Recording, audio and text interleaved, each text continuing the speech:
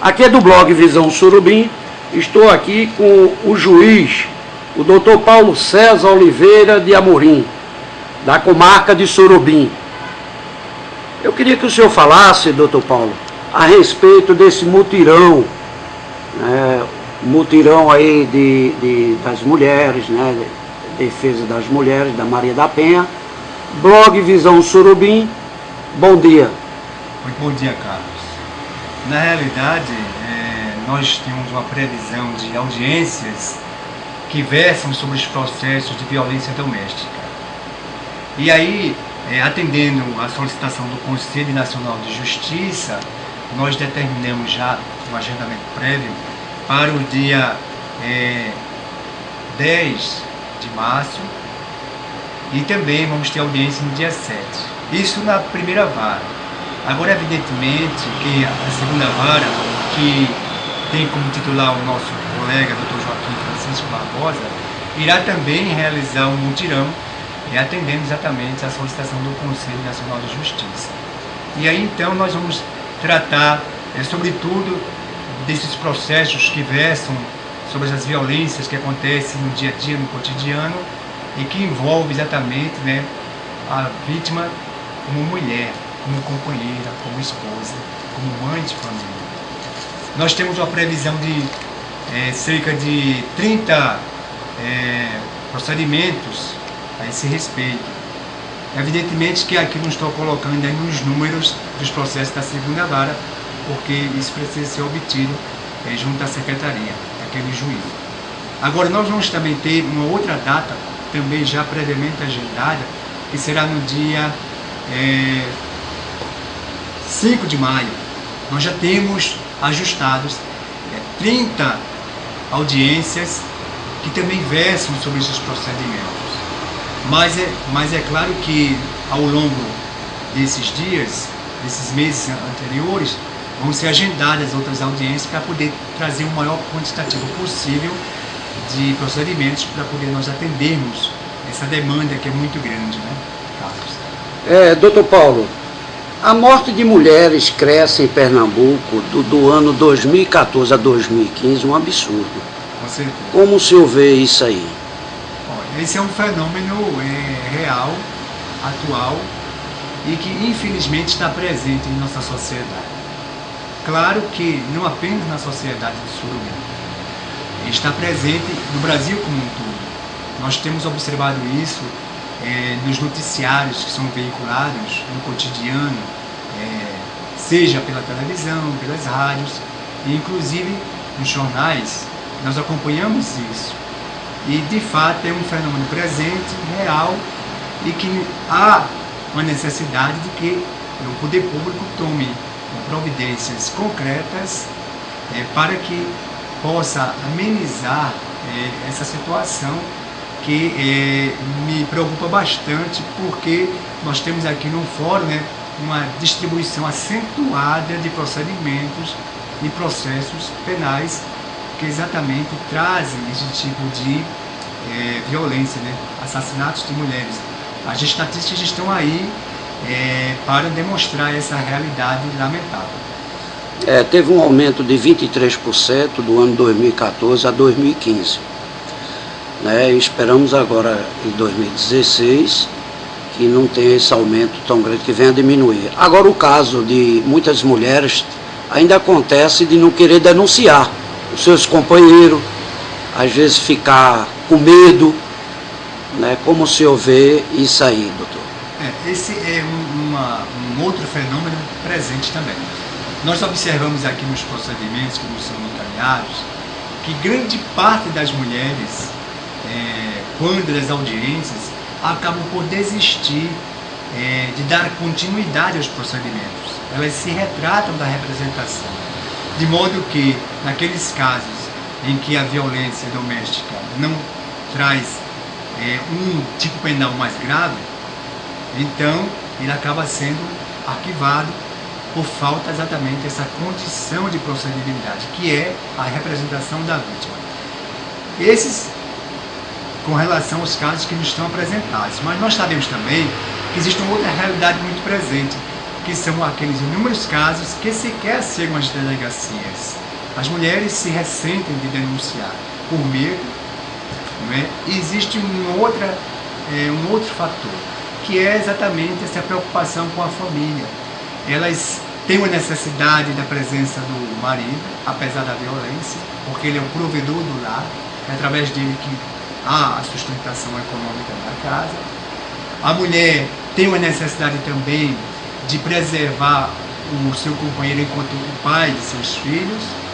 E também existe um outro aspecto, que é o sentimento que ela tem atrelado a ele. Apesar de sofrer uma violência, ela mantém essa necessidade de estar com ele.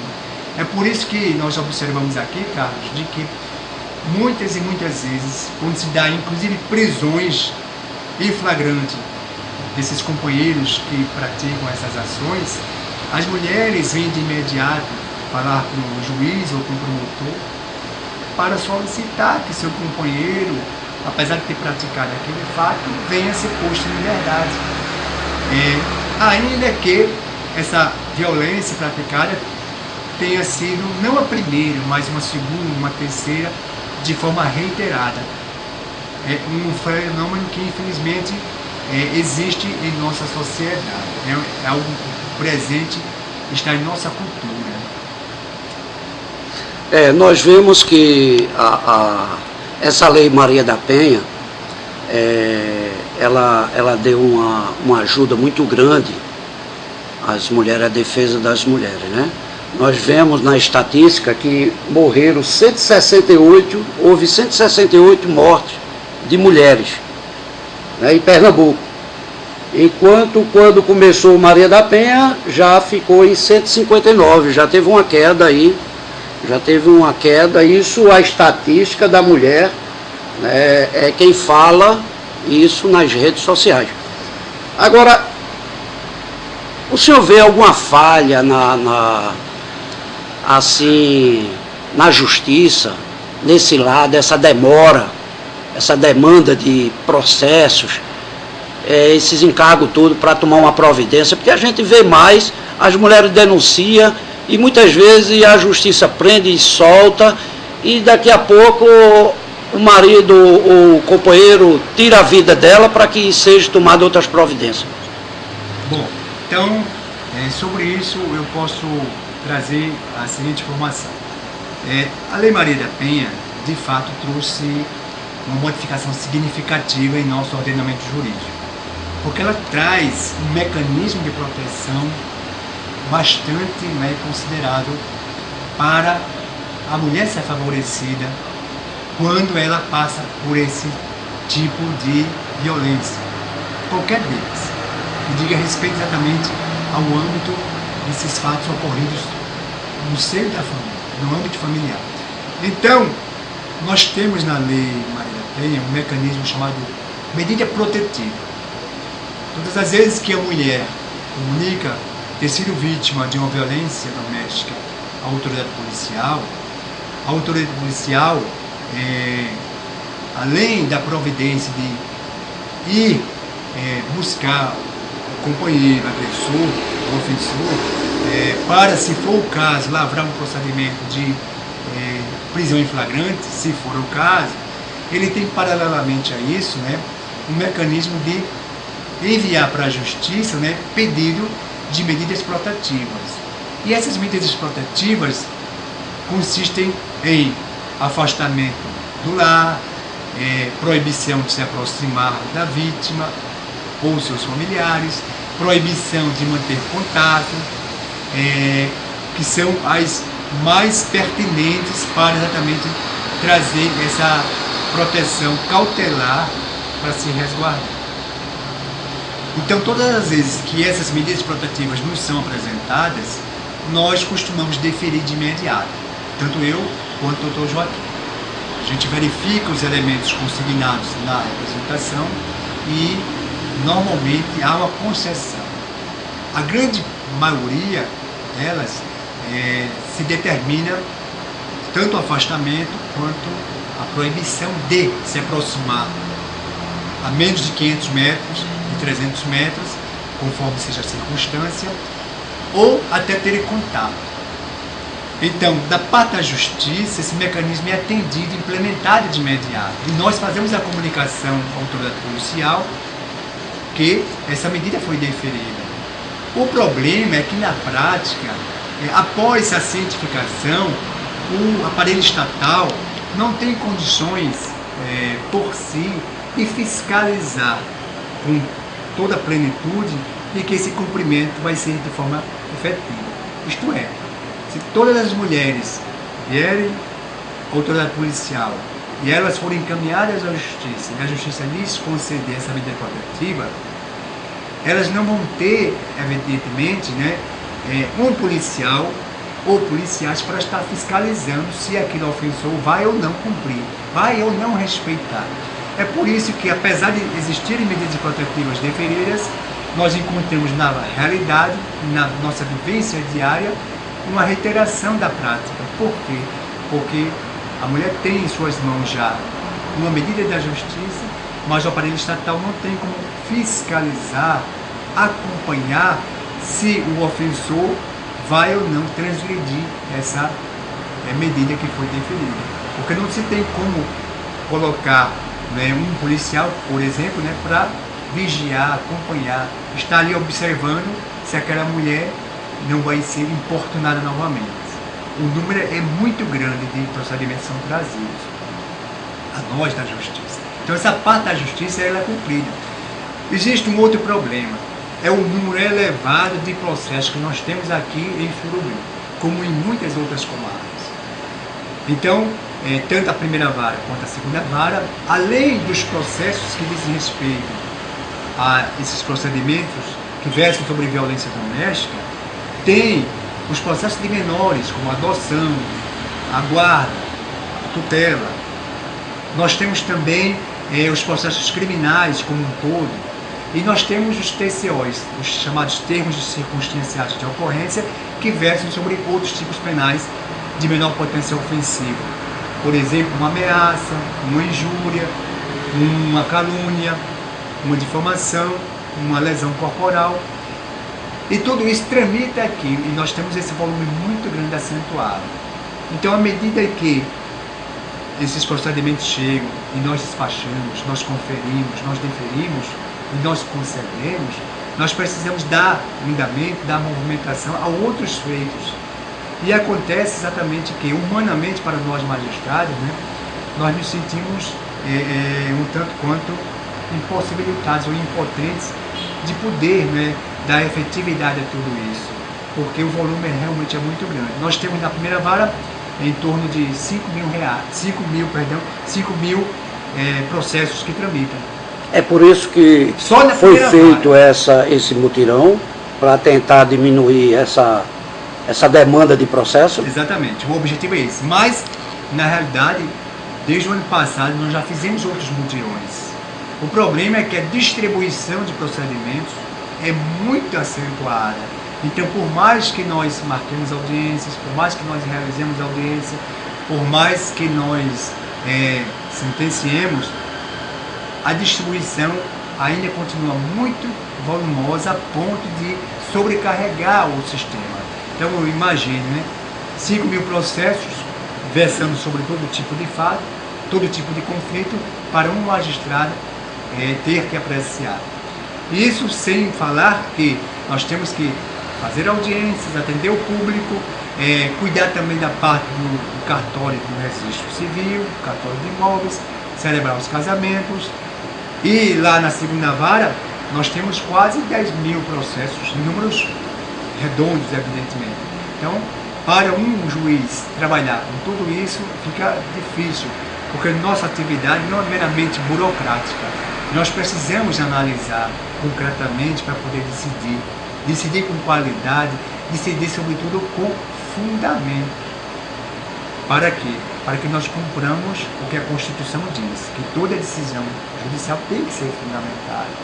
Então, por conta disso, nós acabamos nos sobrecarregando. E as pessoas às vezes não têm ideia nem noção. Imagina que acabou o expediente do fórum, acabou o trabalho do juiz. Vai para casa, só trabalha no outro dia e assim sucessivamente. Na realidade é até um engano.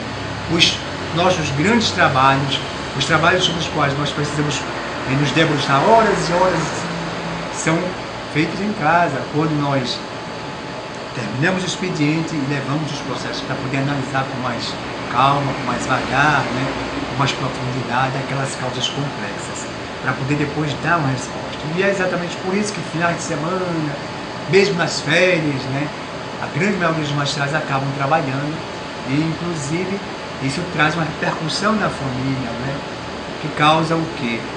Uma problemática, porque a família tem esse prejuízo, né, efetivo de que muitas horas do magistrado acabam sendo destinadas, mesmo no lar, à análise dos processos, porque de fato o volume é muito grande. E imagine mais ainda quando um colega sai de férias, que nós precisamos acumular uma outra vara ou uma outra comarca, e aí nós vamos ter que dar conta do volume daquele colega, isto é, o volume daquela vara, para também, paralelamente, nós nos debruçarmos com os processos que dizem respeito à nossa vara, ao juízo no qual nós trabalhamos. Então, é o caso agora, por exemplo, nós estamos acumulando a segunda vara. Então, nós temos que dar conta do acervo dos 5.000 processos, aproximadamente, da primeira vara, e dos 10.000 e tantos processos, também de números redondos, da segunda vara. Então, 15.000 processos para um magistrado só é algo que foge a uma realidade efetiva de dar exatamente um atendimento mais eficaz. Nós não conseguiríamos nunca isso. Nós temos essas limitações. Às vezes a sociedade não compreende essa dimensão. Todo mundo tem o direito de cobrar. Aqui todos os dias, quando os advogados vêm e procuram os processos da movimentação, as partes vêm também e procuram se inteirar, procuram saber do andamento, pedem, solicitam que aquele processo seja movimentado. Nós procuramos fazê-lo sempre, né? Nós procuramos despachar, procuramos atender. É claro que com a limitação, porque há aqueles que são mais simples e tem aqueles que realmente necessitam uma atenção mais redobrada, que a análise é mais profunda. Então nós precisamos exatamente ter essa cautela. Mas de todo modo, né, nós somos humanos e, portanto, limitados a poder, né, decidir tudo isso, né, com esse volume muito grande. Porque um trabalho nosso não é meramente burocrático, que poderia ensejar um atendimento muito mais rápido. E uma outra realidade é a forma como os processos tramitam. Por quê? Porque os processos vão tramitar de acordo com os procedimentos de cada caso, né? Então, o Código de Processo Civil ou o Código de Processo Penal estabelece as diretrizes da tramitação. E é exatamente por conta disso que nós precisamos seguir aqueles passos determinados. Então, o processo, ele se inicia de uma forma, mas precisa passar pelas etapas previstas no Código. E aí traz exatamente esse mecanismo de certo retardo, porque, além disso, nós precisamos ter em mente os recursos que existem previstos no Código, né, que são inúmeros. Embora, agora em março, nós vamos ter a implementação da entrada em vigor do novo Código de Processo Civil, que vai tratar um pouco diferente dessas questões todas dos processos civis que tramitam em nossos fóruns, aqui em Suruí e em outras tantas comarcas. Vai ter uma mudança? Terá uma mudança sistemática que vai ter que ter uma adaptação aos poucos, né? E é exatamente por isso que existem cursos sendo feitos pelas escolas judiciais, pela OAB, que está patrocinando para poder adaptar os profissionais a essa nova realidade, que vai exatamente começar a ser operacionalizada a partir de março. Mas, de todo modo, o que nós podemos expressar de início é exatamente isso. Embora nós queiramos resolver, nós sentimos a necessidade de resolver, nós sentimos a necessidade de prestar tutela jurisdicional das pessoas que invocam a justiça para a solução dos seus conflitos, nós temos essas limitações de ordem material e nós temos as limitações de ordem humana, inclusive, porque São inúmeros processos para uma magistrada só ter que assimilar.